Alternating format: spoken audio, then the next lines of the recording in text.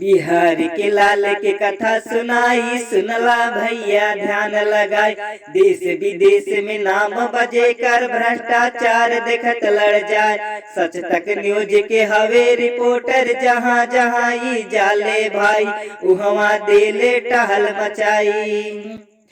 केहुओ से ना डरेले भाई, देशवे खातिर का के लड़ाई। गईलन पूरा देश में छाई, गलती जहवा होखेला भाई।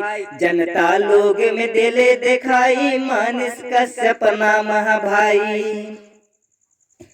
जहिया से ई अइले भाई, युवा लोग के भइल भलाई। नेता लोग के केबिन में जाई, सच सच बतिया पूछेले भाई। सब कर देले गर्मी छोड़ाई। जहाँ कहीं भी होला घटना, दिल्ली मुंबई चाहे पटना, भैया हो इस पोर्ट पे जाई, देवेलन ई न्यूज बनाई।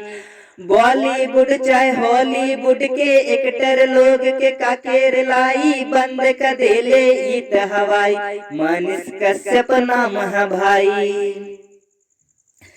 पश्चिम चंपारण हो बेतिया, घर परे इनकर चनपटिया। काम न कैले कबहू घटिया, खाड़ा कैले सब कर खटिया। इंसानियत है इनकर जतिया।